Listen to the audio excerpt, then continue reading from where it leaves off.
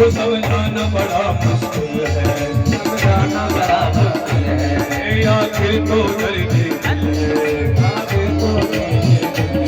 सच्चा दरबार लगाए खाना की महफिल है, सच्चा दरबार लगाए खाना की महफिल है, सच्चा दरबार लगाए खाना की महफिल है, सच्चा दरबार लगाए खाना की महफिल है।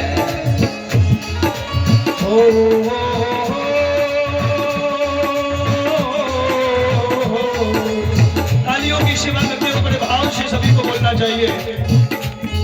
नैनों को बंसी वाले का, नैनों को बंसी वाले का आधार चाहिए। आ जाओ आ गए और ठाकुर जी भी आ गए। नैनों को बंसी वाले का, नैनों को बंसी वाले का आधार चाहिए। वो काली कमली वाला मेरा श्याम चाहिए, काली कमली वाला मेरा श्याम चाहिए। ओ वो काली कमली वाला मेरा श्याम चाहिए, ओ काली कमली वाला मेरा श्याम चाहिए। बोली भक्तवत्सल भगवान की। श्री सुदामा जी महाराज के ठाकुर जी ने आज पानी परात छुबो नहीं,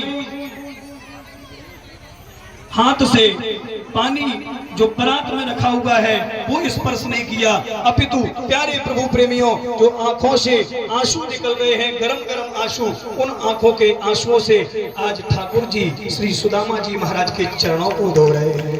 और प्यारे प्रभु प्रेमियों जो ब्राह्मण होगा, जो ब्राह्मणत्व होगा, जो ब्राह्मण कुल भूषण होगा, आज भी कहते हैं भगवान कहना चाहते हैं दुनिया के लोगों से, आज भी हम ऐसे ब्राह्मणों के पैरों को धुलने के लिए अपने आंखों के आंसुओं से तैयार हैं, पर ब्राह्मण तो हो। प्यारे प्रभु प्रेमियों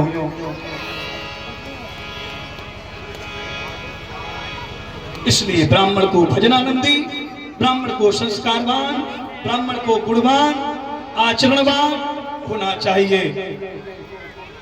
और कुछ संत कहते हैं जब चरणों को धुला तो श्री सुदामा जी महाराज के चरणों में कुछ कांटे लगे हुए हैं। ये कांटे साधारण नहीं हैं, ये कांटे भी संत थे। संत जानते थे कि अगर श्री सुदामा जी महाराज जा रहे हैं तो इनको भगवान का दर्शन जरूर होगा, इसलिए उन संतों ने सोचा कि अगर सुदामा जी महाराज के चरणों में भले ही कांटा बन करके अगर हम प्रवेश कर जाएं तो हमें भी भगवान का दर्शन हो जाएगा। प्यारे प्रभु प्रेमियों भगवान से मिलने के लिए जाना पड़े, भगवान का दर्शन करने के लिए जाना पड़े, अगर तुम अपने जीवन में सरल नहीं बन सकते, संत नहीं बन सकते, अगर कांटे भी बन जाओ तो भगवान कहना चाहते हैं हम उनका भी उद्धार कर देते हैं। ऐसे संत के चरणों में कांटे बन करके आए, भगवान ने उनका भी उद्धार किया। और प्यारे प्रभु प्रेमियों जब कोई मित्र से मिलता है तो मित्र की मित्रता की तरह बातें होती हैं, विवाह की बातें होने लगी। और सुदामा जी से ठाकुर जी ने कहा हमारी भाभी जी कैसी हैं? सुदामा जी ने कहा वो तो ठीक हैं। सुदामा जी ने कहा ये बताओ हम इतनी देर से देख रहे, ये जितनी भी दिखाई दे रही हैं कौन, इनका परिचय क्या है, इतनी कहां से आई, कौन है? ठाकुर जी ने कहा ये जो देख रहे हो ना ये सब अपनी ही हैं। अपनी है? अच्छा। और प्यारे प्रभु प्रेमियों द्वारकाधीश ने कहा भाभी ने हमारे लिए कुछ भेजा है कि नहीं? पोटली को प्यारे प्रभु प्रेमियों बांधे हुए हैं। आज ठाकुर जी मुस्कुराने लगे, समझने लगे सुदामा जी से एक बार गलती हुई, उस गलती का प्रायश्चित आज तक भोग रहे हैं, अब हम इनको भोगने नहीं देंगे।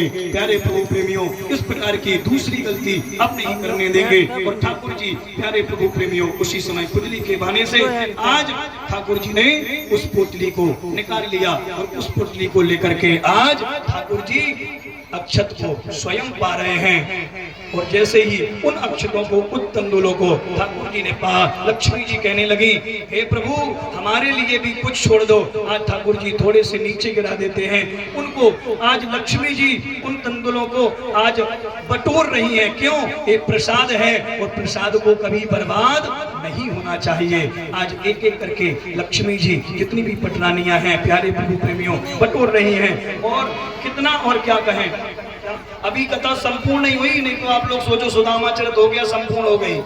बस 10 मिनट और दे देना, सुदामा चरित के बाद कथा संपूर्ण हो जाएगी। बोलिए भक्त वत्सल भगवान की।